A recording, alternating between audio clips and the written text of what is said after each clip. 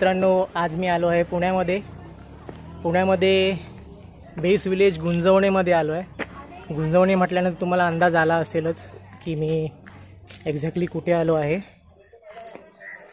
तुम्ही बरोबर ओळखलत, आपण आलो आहोत राजगडाच्या पायथ्याशी। हो, महाराजांची पहिली राजधानी राजगड, त्याच्यावर त्यांनी राजधानी जवळजवळ 25 वर्ष उभारली। तिथून पुढे त्यांनी त्यांची राजधानी रायगडाकडे वळवली। आज या राजगडाची आपण सर करणार आहोत आणि मी खूप एक्सायटेड आहे। आता दुपारचे 1:30 वाजले आहेत। सर करायला जवळजवळ 3 तास लागतील। तिथे तुम्हाला वन विभागाचं ऑफिस दिसेल, त्या तिथे हिरव्या कलरचं। तिकडे निव्वळ 5 रुपये शुल्क भरला जातो ट्रेक करणाऱ्यांसाठी। मी माझ्या व्हिडिओ व्लॉगवर हा माझा पहिला ट्रेकचा व्हिडिओ टाकत आहे आणि तोही राजगडाच्या सुरुवातीपासून। होपफुली हा चांगला होईल।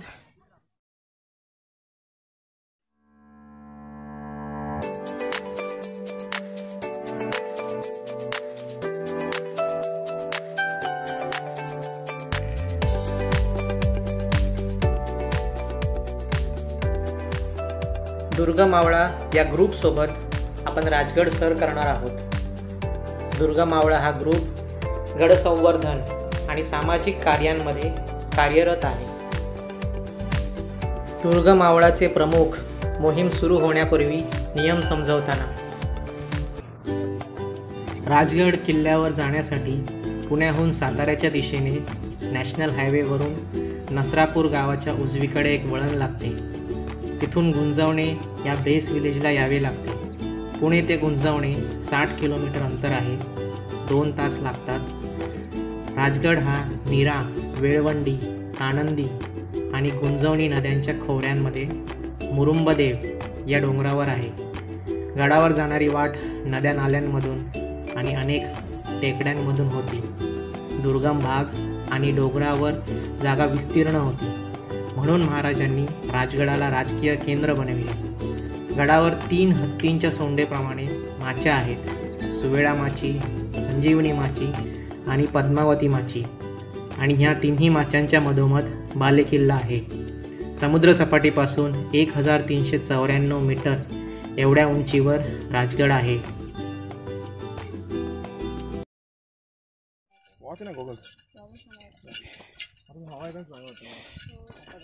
किती वाजता इकडे वर आलात पाणी घेऊन? मी 9 वाजता। आणि गड उतार केव्हा करणार? 5 वाजता। रोज येता? हो।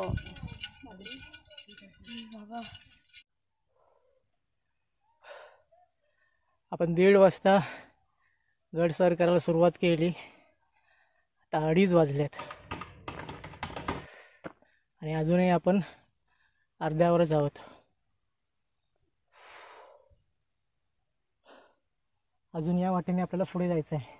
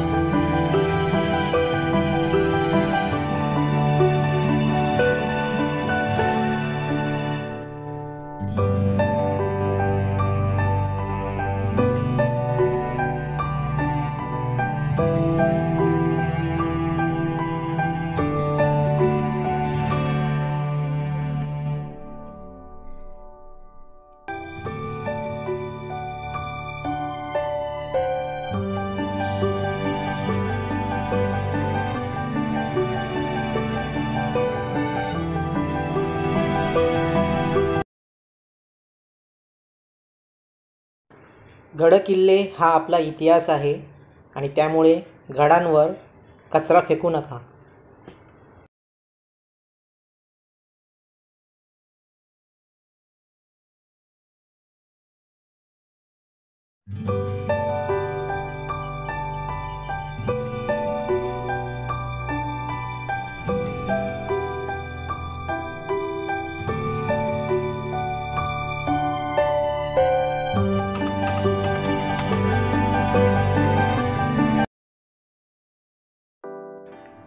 राजगडाचा नकाशा लक्षात घेऊन आपण प्रत्यक्षात त्या ठिकाणची माहिती जाणून घेऊयात.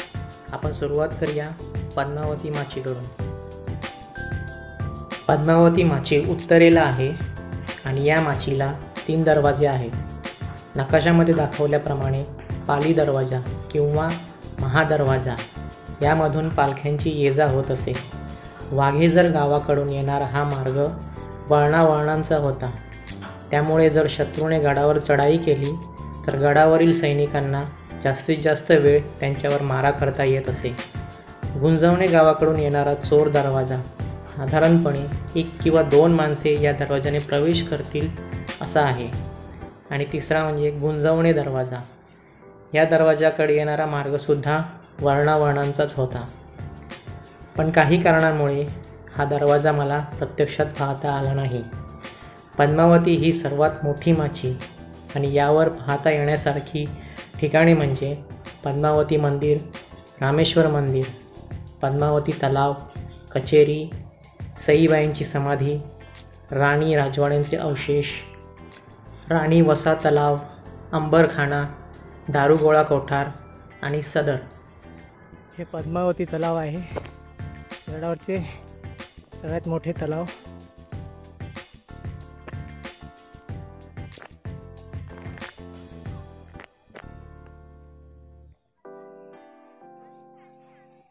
आपण आता पद्मावती माचीवर आहोत. पद्मावती माचीवर हे पद्मावती मंदिर आहे.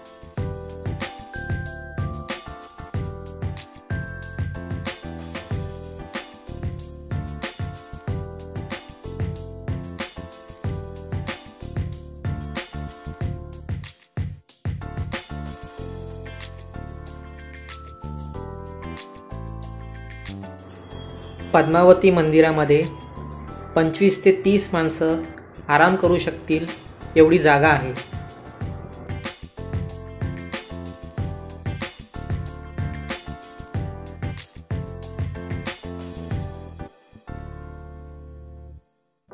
देवीच्या मूर्ती शेजारी महाराजांची मूर्ती आहे.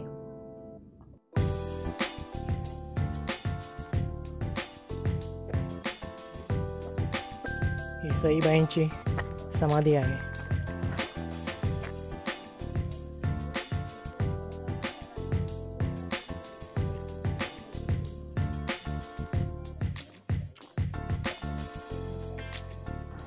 गडावरील भग्न अवस्थेतील ही एकमेव तोफ आम्हाला दिसली.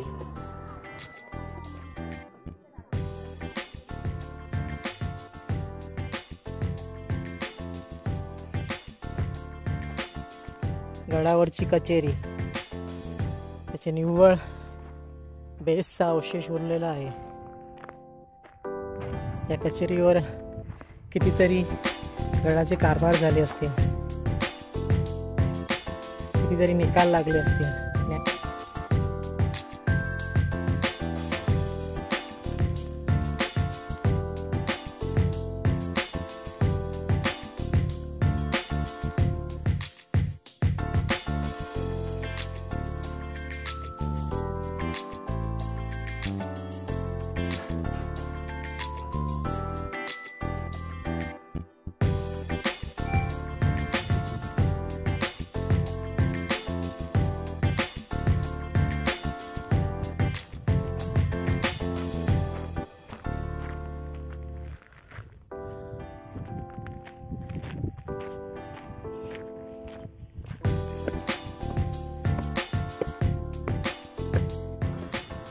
पद्मावती माचीवरील हे दारुगोळ्याचे कोठार.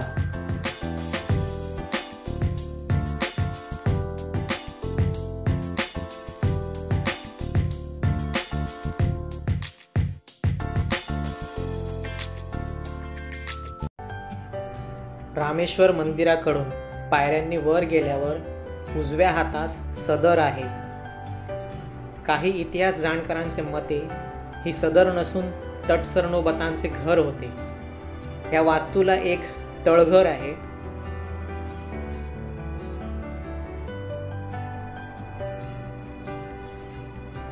ज्याला कोणतीही खिडकी किंवा झरोका वगैरे काही नाही आहे. असं म्हणतात की सरनौबत दोषी किंवा गुन्हेगारांना तात्पुरती कैद देण्यासाठी या तळघराचा वापर करीत असत.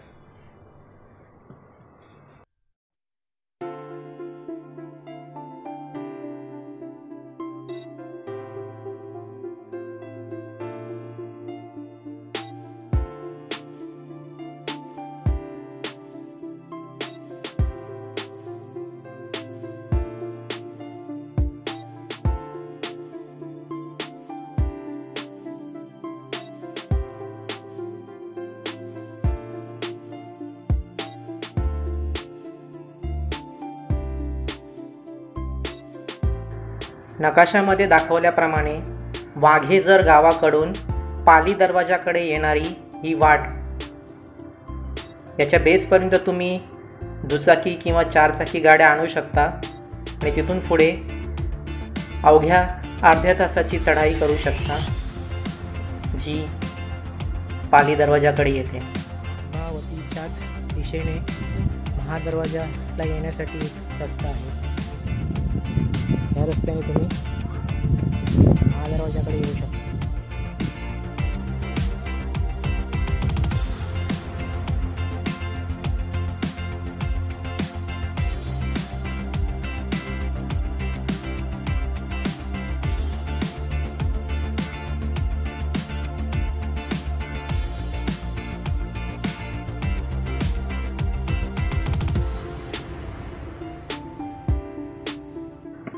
महादरवाजाच्या आत मला मोडीलिपी दिसली, पण ही शिवकालीन नसावी, कारण शिवकालीन मोडीलिपी ही उठावदार होती.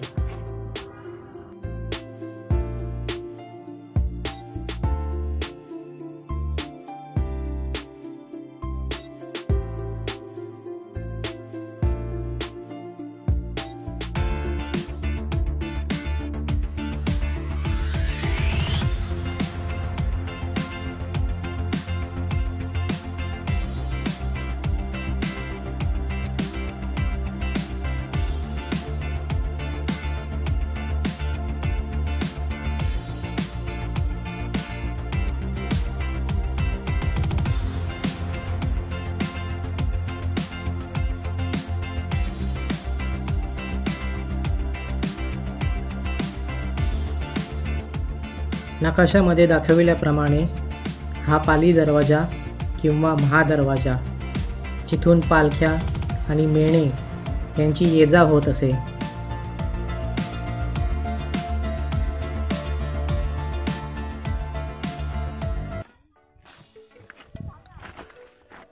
मित्रांनो, महाराजांच्या या गडकिल्ल्यांना आता 350 वर्ष पूर्ण झाली, तरीही हे बुरुज, तटबंदी जशा तशा साबूत आहेत. प्रत्येक मराठी माणसाला हे गडकिल्ले, महाराजांचा इतिहास कुठल्या ना कुठल्या मार्गे जपला पाहिजे आणि आपल्या येणाऱ्या पिढीकडे तो पुढे कसा चालवला जाईल आणि सांभाळला जाईल हे समजवलं पाहिजे, असं मला वाटतं. 2 दिवस आम्ही या गडकिल्ल्यांवर, राजगडावर राहतो आहे. खूप वेगळा अनुभव आला. बराच पोर्शन आम्हाला एक्सप्लोअर करता आला. एका दिवसाच्या विजिटमध्ये पूर्ण राजगड तुम्हाला पाहता नाही येणार.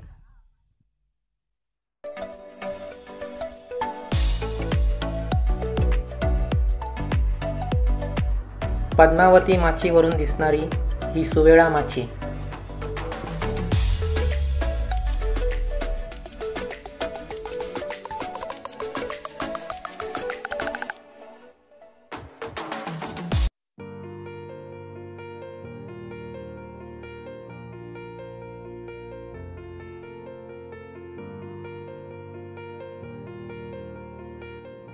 संजीवनी माची दक्षिण दिशेला आहे.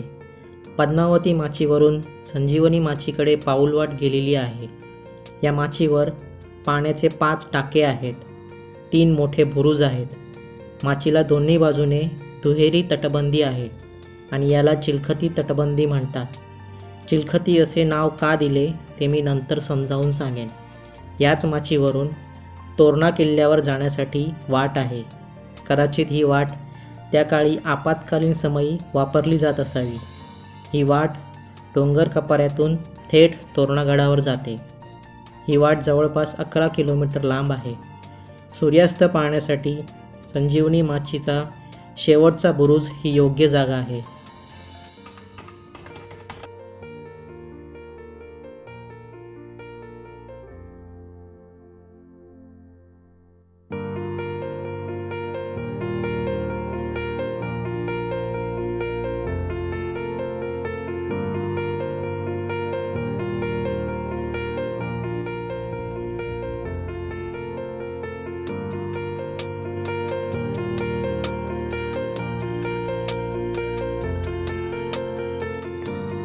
संजीवनी माचीकडे जाणाऱ्या वाटेवरून पाली दरवाजा आपल्या नजरेस पडतो.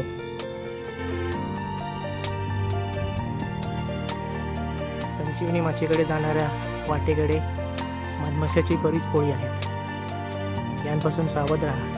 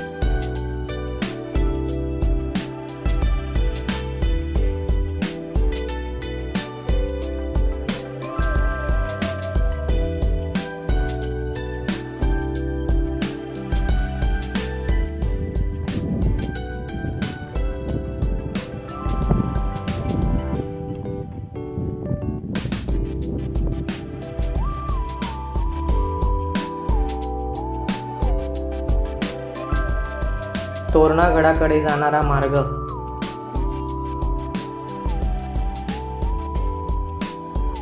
आणि हा इथे तोरणागड.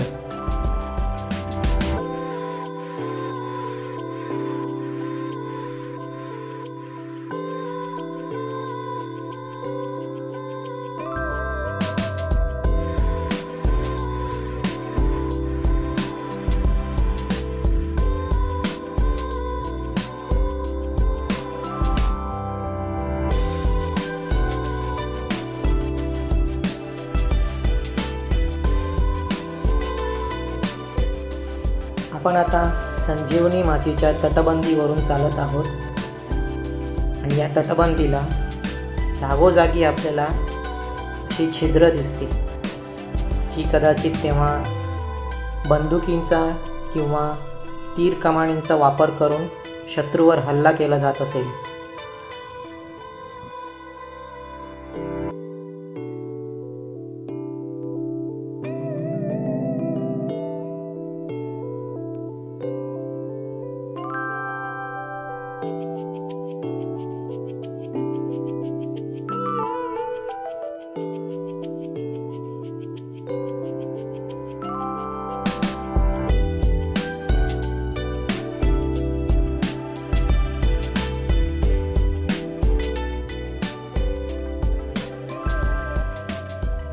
संजीवनी माचीवर एकामागोमाग एक असे 5 पाण्याचे टाके आहेत.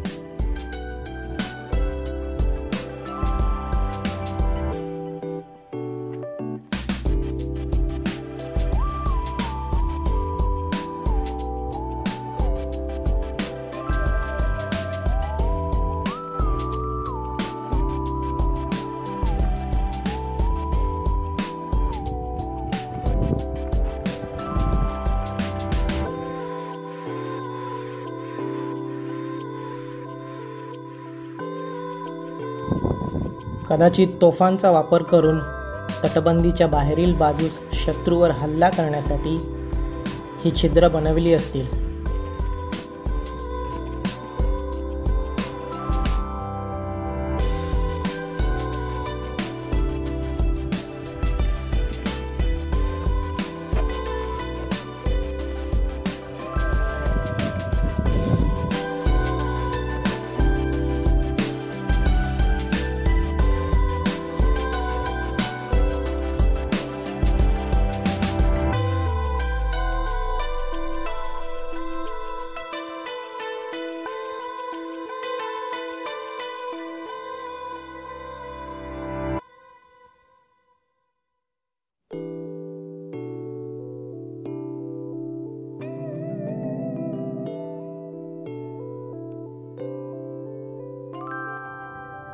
हाच तो मार्ग जिथून आपण तोरणागडाकडे जाऊ शकतो.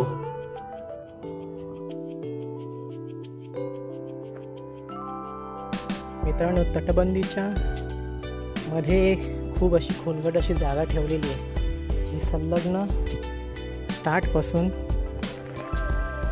बुर्जापर्यंत एंडपर्यंत आहे. त्याच्यामागे विचार हा असेल की गडाच्या बाहेरून जर तोफगोळांनी मारा केला तर ही तटबंदी एक वेळ तुटेल, पण मध्ये गॅप असल्यामुळे ही तटबंदी तशी शिल्लक राहील. हेच ते कारण आहे ज्यामुळे या तटबंदीला चिलखती तटबंदी असे म्हटले आहे. खालून तुम्हाला ही वाट दिसत असेल, ही वाट थेट डोंगर कपाऱ्यातून तोरणा किल्ल्याकडे जाते. ही जवळजवळ 11 किलोमीटर लांब आहे.